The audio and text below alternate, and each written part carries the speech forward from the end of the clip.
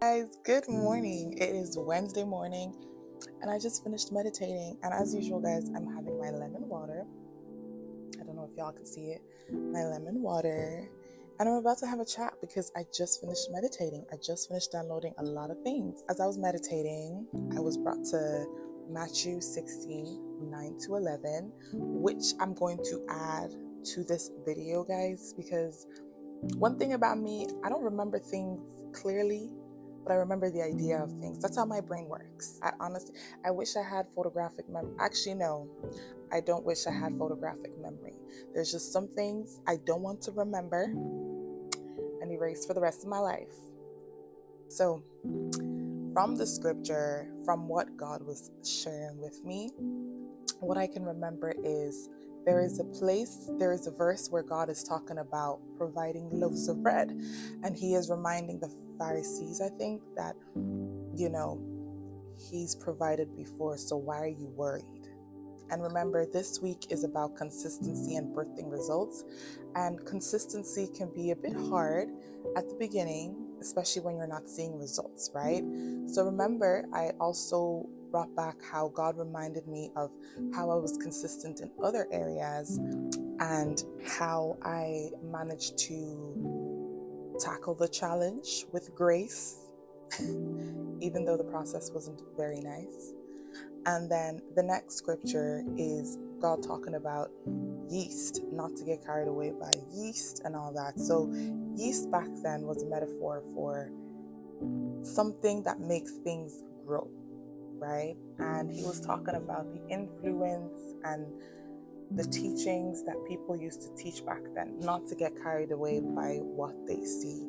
And guys, honestly, for me, I felt I could relate to that, because in this walk with Christ, there's a certain way or a certain look that they expect Christians to be or to have, right? And of course, in every environment, there's a protocol to follow. For example, if you're a lawyer, you have to wear a suit, or you have to come in looking classy. When I go to church, guys, I always make sure I am dressed to a T because I'm just that kind of person. That's just how I grew up. Sundays was one of those things where you dress up. So now, even as I'm older, that's something I still do because I love to dress up and I love to express myself through my outfits and what I wear. So guys, with that being said, there was a lot of, things growing up that I noticed, which was a lot of people in the church, expected a certain aesthetic. And if you looked like that certain aesthetic, then that means you were a good Christian. Now, you look that way, right? But then behind closed doors, you are gossiping, causing confusion, you are lying, you are hurting people. Meanwhile, you are fully clothed in a Mariamaka dress, as they call it, Mariamaka dress, skirt down to your toes, but you have a silly character. Now, sweetie. And then someone with a thug life tattoo on their face shows more love and shows more passion, compassion towards other people than you do. And that was just something that I noticed, and I was like, ew, I don't want to be that. Christianity is supposed to be authentic. It's not supposed to be fake or pretentious, honestly. And that's something that people don't realize. A lot of people who are so quick to jump on the pulpit are people who haven't even worked on themselves. They have not even acquired discipline, and I'm not trying to be rude or anything, but as a leader, as a pastor in a church, people usually fast, right? We fast, right? And sometimes I'd be confused because I'd see these men with big stomachs telling us to fast. And in my head, I'm like, when I fast, like my stomach goes. So are you fasting or are you not? And these are just things that I seen and I was like, ew, no. Or, you'd see someone dressed appropriately, looks the part, head to toe, but your family don't even like you because at home you're just toxic. These are things that people don't in the church that people need to realize that people are looking. Like, people don't realize, like, Christianity is not about preaching. It's a lifestyle. When people see you, that Christianity needs to radiate through you. Guys, honestly, like, I'm all for God, but I thank God with the mindset he gave me that, like, I can sit with anybody and everybody. And that's what Christ wanted. He wanted us to be able to sit with everybody, anybody. Some people will come up to you and say, if you don't believe in God, you're gonna die. Like, if you came up to me with that kind of attitude, sorry, sweetie, I'll tell you, you're gonna die too. Because ain't no way. God never came up to me and said to me, if you don't believe in me, you're gonna die.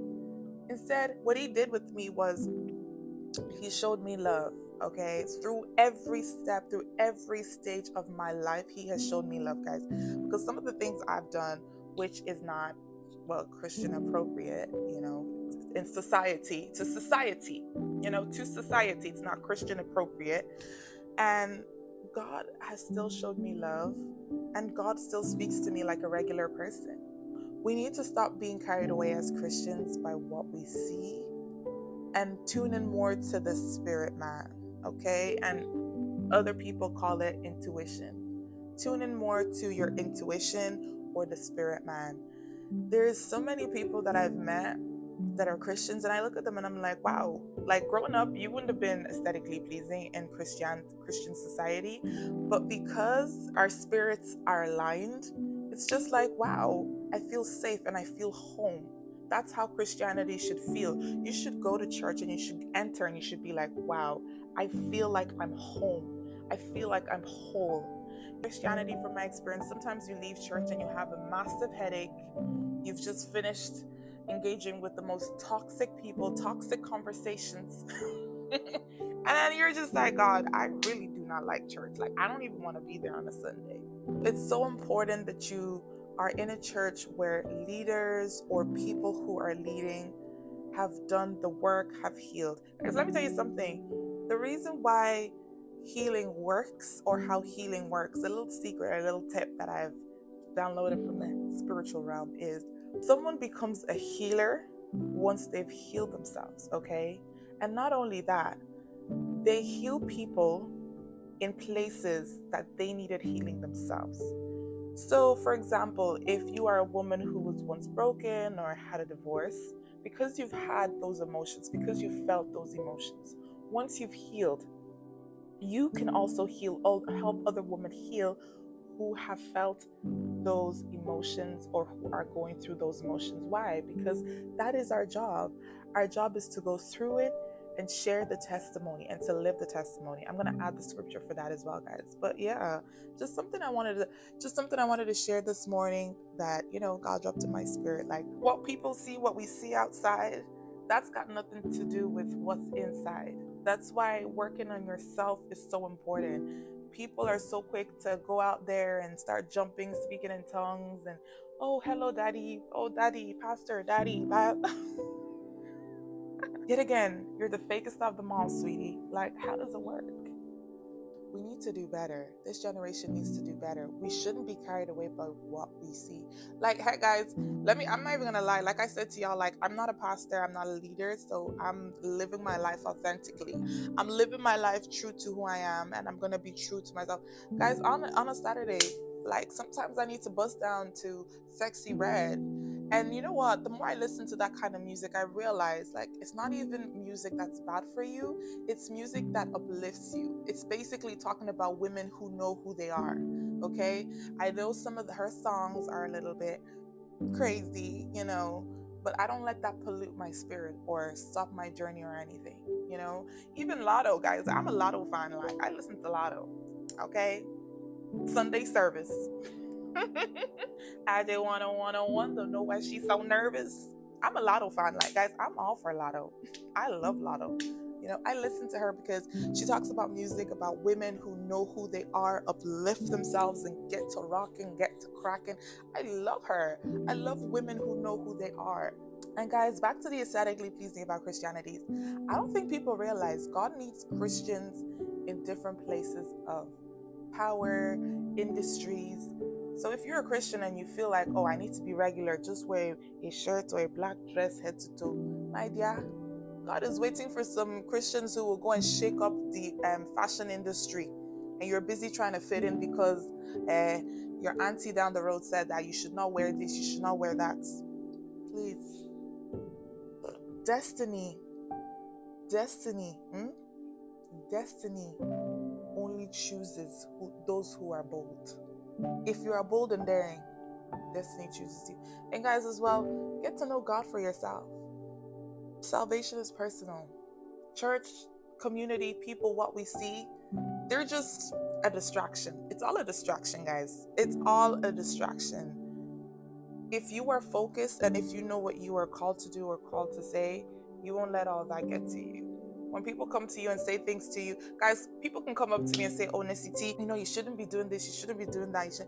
Me, now, I won't even argue. You know why? Because I know who I am and I know what God has come to. The most I'll say is, oh, thank you for the advice. Keep it pushing, keep it moving. Or if someone says, oh, Nesity, not do that, my dear, okay, now, am I going to argue? I can't argue because everybody's life is all about perspective, right? I can't argue.